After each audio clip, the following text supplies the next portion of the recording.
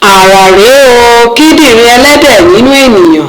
Àwọn onímọ̀ ìjìnlẹ̀ sáyẹ́ǹsì ti ń ṣe àgbékalẹ̀ ìpilẹ̀ṣẹ̀ àwọn ẹlẹ́dẹ̀ nípa àtúnṣe jíìnì wọn gẹ́gẹ́ bí ọ̀nà láti yanjú àìsí àwọn ẹ̀yà ara ènìyàn tí ó wà fún iṣẹ́ abẹ ìyípadà ẹ̀yà ara ìyẹn transplant. Ọ̀pọ̀lọpọ̀ àwọn ìdánwò ìmúdánilójú ti èrò àtinúdá pẹ̀lú irú àwọn ẹ̀yà ara ẹlẹ́dẹ̀ ni wọ́n ti ṣe láìpẹ́ ní àwọn ọdún díẹ̀ sẹ́yìn.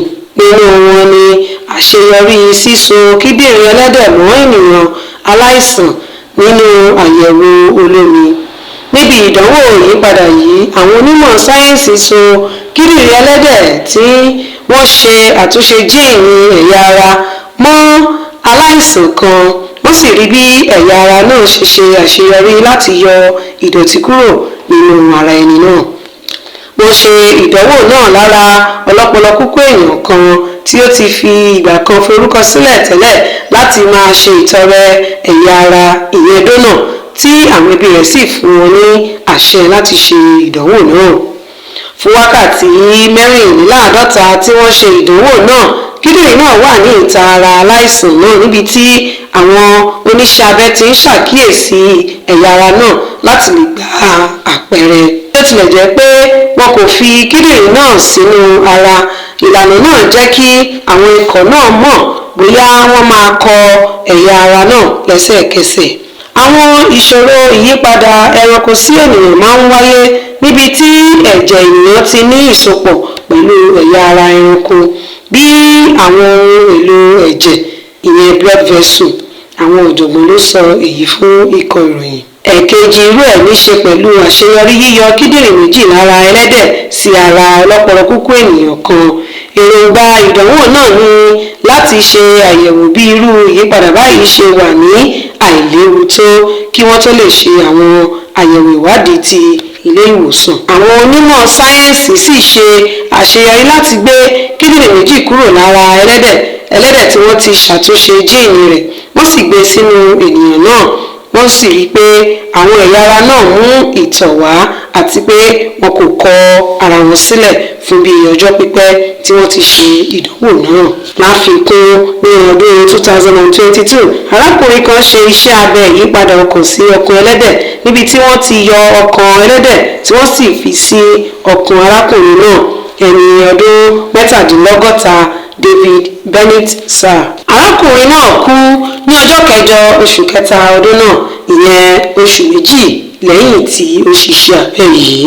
Ṣùgbọ́n ó ṣeé ṣe kó jẹ́ pé kòkòrò àrùn ẹlẹ́dẹ̀ ló ṣokùnfà ikú arákùnrin náà tí ó yí ọkàn rẹ̀ padà sí ti ẹlẹ́dẹ̀ gẹ́gẹ́ bí ìròyìn ṣe sọ. Wàyí o, àwọn dókítà ní Boston ṣe ìyípadà kíndìnrín aláìsàn kan sí ti ẹlẹ́dẹ̀. Nínú ìṣẹ̀lẹ̀ iṣẹ́ ìṣègùn tó ṣẹ̀ṣẹ̀ ṣẹlẹ̀ yìí, àwọn oníṣẹ́ abẹ ti Massachusetts General Hospital ṣe iṣẹ́ abẹ ìyípadà kíndìnrín alààyè ènìyàn kan sí kíndìnrín ẹlẹ́dẹ̀ fún ìgbà àkọ́kọ́. Aláìsàn náà, ẹni ọdún 62, Richard Slayman, ti ń gbéra tí àyípadà dáadáa sì ti ń dé bá lẹ́yìn iṣẹ́ abẹ wákàtí 4 tí wọ́n ṣe fún un ní ọjọ́ 16 oṣù kẹta.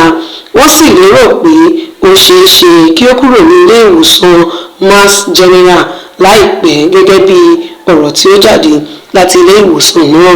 Ṣáájú iṣẹ́ abẹ náà, dókítà Leonardo Riella ti ṣàlàyé wípé ogunlọ́gọ̀ àwọn ènìyàn ló ń la irú ìpèníjà báyìí kọjá tí wọn kò sì tíì rí ojútùú sí i, nígbà tó sì jẹ́ wípé arákùnrin yìí kò ní lè dúró di ìgbà tí wọn yóò fi rí ẹni tí yóò ṣètọrẹ kíndìnrín fún un. Bí ó bá sì mú àbá náà wá wípé kí wọ́n yí kíndìnrín rẹ̀ padà sí ti ẹlẹ́dẹ̀. Ó ṣàlàyé síwájú sí pé ọ̀pọ̀lọpọ̀ àwọn aláìsàn wọn ní láti dúró de ẹ̀yà ara kíndìnrín láti ọ̀dọ̀ olùtọrẹ tó kú, ṣùgbọ́n ṣe ní láàánú pé tí wọ́n bá ní láti dúró lórí ìtọ́jú fún ọ̀pọ̀lọpọ̀ ọdún, ó túmọ̀ sí pé ìlera wọn yóò bàjẹ́ sí i. Arákùnrin Richard Slayman yìí ní ìtàn ìpèníjà àtọ̀gbẹ irúfẹ́ kejì àti ìfúnpá gíga, ìyẹn type 2 diabetes àti high blood pressure.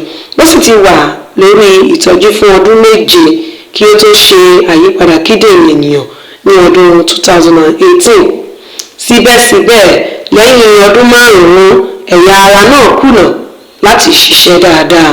látàrí ìdí èyí ó tún bẹ̀rẹ̀ ìtọ́jú mìíràn ní ọdún 2023 èyí tí ó fa àwọn ìṣòro ńlá fún un tí ó sì nílò láti ṣe àbẹ̀wò sí ilé ìwòsàn lóòrèkóòrè láti ṣe àkóso rẹ̀. dókítà Wilfred Williams, olórí alábàáṣiṣẹ́pọ̀ ti ẹ̀ka nephrology ní ilé ìwòsàn Mass General àti dókítà kíndìnrín àkọ́kọ́ ti ọ̀gbẹ́ni aláìsàn náà ṣàlàyé fún ikọ̀ ìròyìn pé Richard Sleiman ìbá ti dúró fún ọdún 5 sí 6 fún kíndìnrín ènìyàn, ó sì ṣeé ṣe kó má ní àǹfààní láti yè. ṣùgbọ́n àǹfààní ṣí sílẹ̀ fún Richard láti gba kíndìnrín ẹlẹ́dẹ̀ lẹ́yìn tí ó ti jíròrò ewu tó ń bẹ nínú ìlànà náà pẹ̀lú àwọn dókítà rẹ̀. ó gbà láti ṣiṣẹ́ abẹ náà. lẹ́yìn iṣẹ́ abẹ náà, arákùnrin Richard tí wọ́n ṣiṣẹ́ abẹ náà fún sọ̀rọ̀. ó ní, mo rí i pé iṣẹ́ abẹ yìí kì í ṣe ọ̀nà láti ṣe ìrànlọ́wọ́ fún òun nìkan, ṣùgbọ́n ọ̀nà láti ṣe ìrètí fún ẹgbẹgbẹ̀rún àwọn ènìyàn tí ó nílò irú iṣẹ́ abẹ yìí láti lè gbé ilé ayé.